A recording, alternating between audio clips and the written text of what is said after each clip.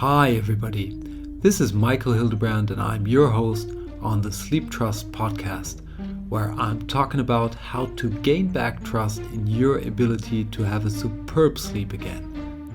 In this week's episode of the Sleeptrust podcast, we are going to tackle our mind when it comes to sleep. This is step number 6 that I'm walking you through, step number 6 out of my proven 9-step system to bring people from often low energy levels, a bad sleep, back to those high energy levels and superb sleep. So what we're going to do today is going to get your mind to feel calm, sharp, and directed at daytime and ready for sleep when it comes to bedtime. So if you're feeling things like worries or anger at night, or also excitement and stress that are preventing you from falling asleep, then this one is for you, because you are going to be able to set your mind and bring your mind into a calm, relaxed space, preparing it for bulletproof sleep. So essentially, what we're going to do is that I'm going to share 4 techniques with you, 2 for the morning, 2 for the evening. But before we do this, there's one essential thing that you have to understand. Often, when we're talking about our mind, and what we're doing here is mind training, so we're going to talk about meditation techniques, breathing techniques, and several other techniques that will help us to get into these states. But it is essential to have one thing clear before we start. And this is the what I want to feel thing. That's quite frequently a problem if you just start to do meditations or any kind of techniques. If you do not do this directed with a very clear focus on where you want to be, where you want to go, then it's just not going to have the effect that it can have. So the first thing that I want you to think about is, what is your particular topic? I want you to be very clear about the one thing that is harming you most, the one emotion that is harming you most. So let's say it could be that you're angry at nighttime, it could be that you're worried at nighttime, that you feel stressed.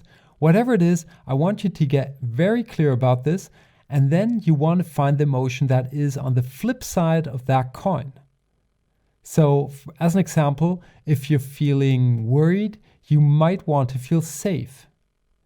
If you are feeling stressed, you might want to feel calm, and so on. So find that emotion that is on the flip side of the emotion that is harming you. And we're going to work with this emotion to get you balanced and into a very positive state when it comes to your energy levels, well-being in general, and of course, to that deep resting sleep. You can do so by taking a pen and writing it down on a sheet of paper, or by simply holding the thought in your mind. The only thing that is important is that you know exactly where you want to go and that you choose a positive formulation. So don't write down something like, I don't want to be angry, or I don't want to worry at nighttime. Write something like, I want to feel calm and connected. I want to feel something that is positive. So what we're doing here is to control the natural forces. Our emotions are kind of like waves on the sea, right? There's the moon that has an impact. There's the wind. There's also stuff like the freak wave phenomena, that waves build up on each other and get to higher waves. And what we want to do is to take control of these natural forces. And the techniques that I'm going to share with you are all there to help you to do that, to be that moon, to see that that wind only goes when it's good for you, to let freak waves build up if you want them to, but better to kind of avoid freak waves, because if we do these practices, these techniques, these methods, then freak waves will have a hard time to build up, because we're just going to level out those waves from time to time. And that way, big waves are very unlikely to hit us. To give you clear guidance, I've grouped the techniques into 2 sections. Section number 1 are the 2 techniques that are best used in the morning, and section number 2 are the 2 techniques that best work in the evening. Keep in mind that this is an initial guidance, and as soon as you get experience with these techniques, you can use them the way they serve yourself best, but this is a best practice to get started. So for the morning, I've got 2 techniques to share with you. The first thing is the gratitude, the second are affirmations. So the gratitude exercise is very simple. When you get up in the morning, somewhere in the first half hour, simply sit down, take a sheet of paper and a pen, and write down things that you are grateful for 2 to 3 minutes. That's it. Small things are going to do the job here. You can be thankful for the fresh air that you can breathe. You can be thankful for waking up today. You can be thankful for the birds, the books, you can put down literally anything that you are surrounded with and that you're thankful for. And this is going to get you into a wonderful, humbled, connected state. And this is just such a wonderful way to start into a fresh day. The second technique that I've got for you is to practice affirmations in the morning. An affirmation is typically a short sentence that addresses an emotional state or a belief that we have or want to have, implement into our brains, our minds, that will serve us well. So this is the first point where it's very important to have written down exactly how you want to feel, right? Because we're going to pick up on that. So for the sake of this example, let's just say you want to feel relaxed. So you might be stressed at the moment and you want to feel relaxed. Then a good affirmation could be, with every breath I take, I feel more and more relaxed. With every breath I take, I feel more and more relaxed. Or with every breath I take, I feel deep relaxation. Something like that. Hooking it up to the breath is a tricky thing. It's already the advanced version of affirmations because we breathe anyway. And as soon as we tap into this thing, our unconscious will pick up on this and eventually it will think of this every time we breathe in and out. So it's going to support the process. Let's move on to the evening exercises that I've got for you. And I've got 2 evening exercises that will help you to get into a bulletproof sleep state. The first one is a breathing technique. There are several breathing techniques out there. The one I'm going to walk you through here is the 4-7-8 breathing technique. I did that in previous podcasts, and those of you who are listeners for months certainly know this breathing technique, and it's a very simple one. So what we want to do is to breathe in for 4 seconds, keep our breath for 7 seconds, and breathe out for 8 seconds. And we're simply going to repeat this. So let's have one breathing cycle together. I'm going to breathe in now. 1, 2, 3, 4. 1, 2, 3, 4, 5, 6, 7. And out. 1, 2, 3, 4, 5, 6, 7, 8. And in. 1, 2, 3, 4. 1, 2, 3, 4, 5, 6, 7. And out. 1, 2, 3, 4, 5, 6, 7, 8. And just move on and on. And you can do this before bedtime. You can also do it in bed. Either way can help you. You just have to figure out what's better for you. And it won't take long until you get into a calm and relaxed state. So the next and last technique that I'm going to walk you through today is a forgiveness technique, because emotions like anger and disappointment and guilt, whatever, forgiveness, you can also forgive yourself. So it's not only directed to others, but also to ourselves. Forgiveness is a powerful tool.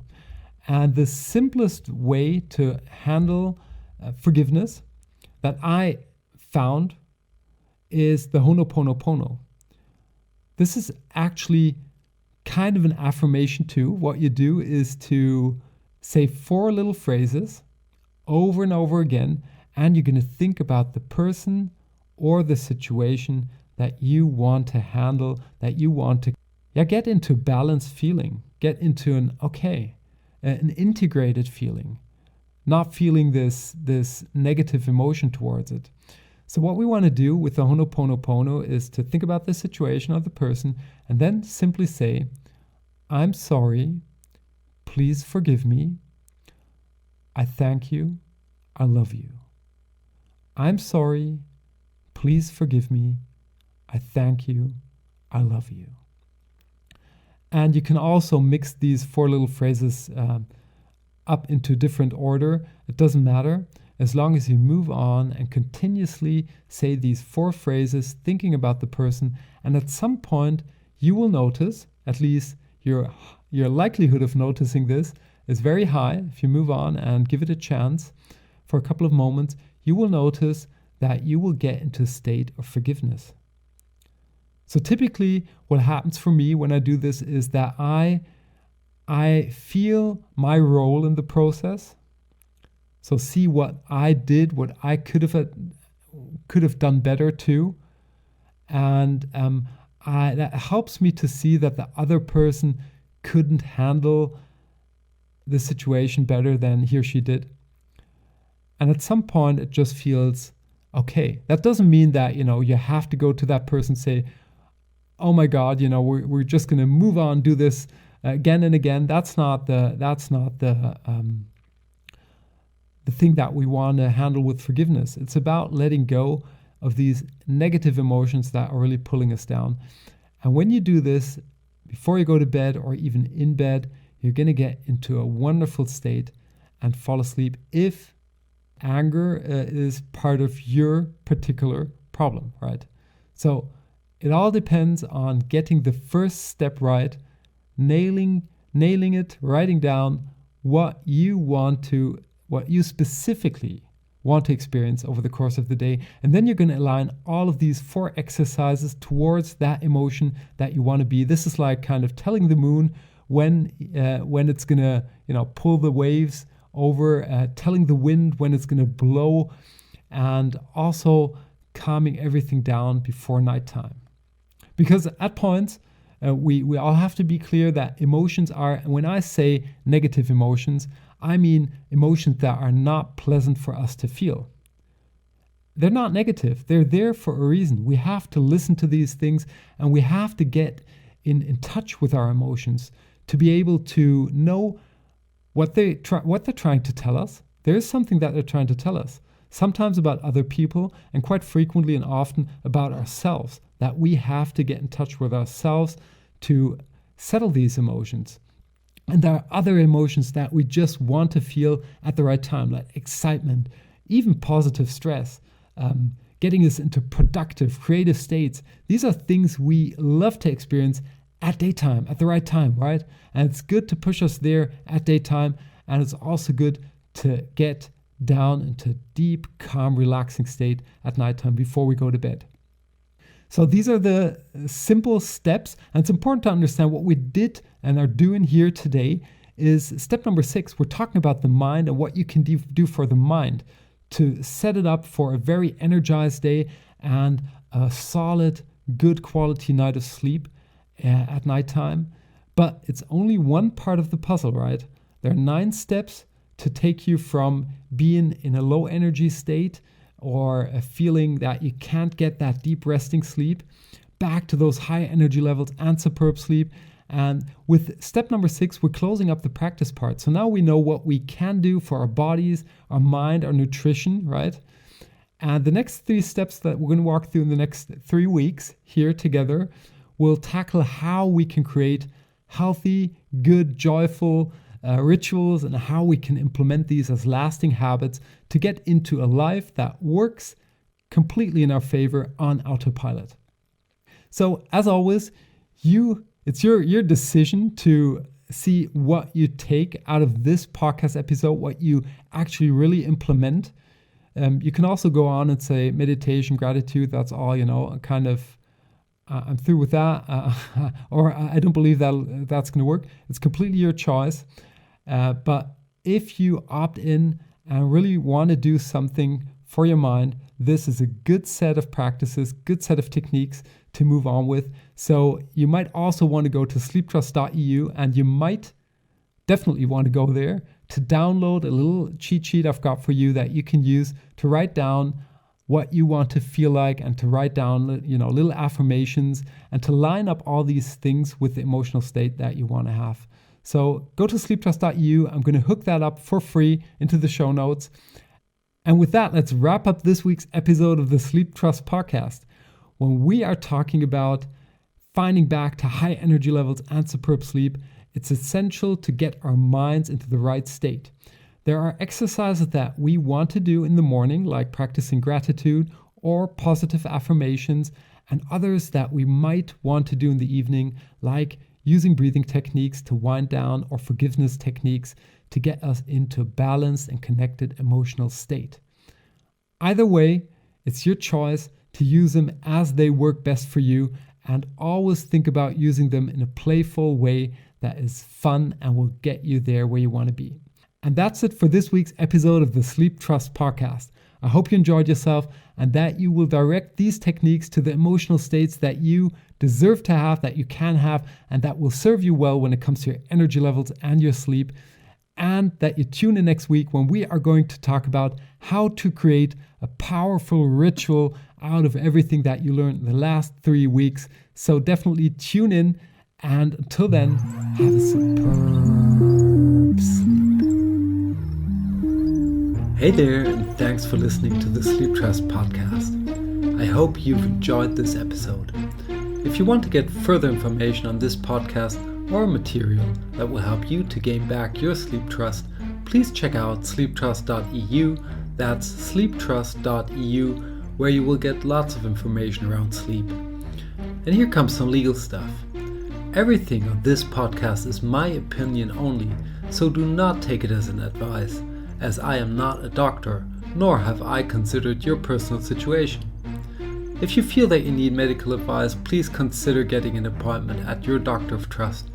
If you want to give me any kind of feedback on this podcast, feel free to email me at podcast@sleeptrust.eu.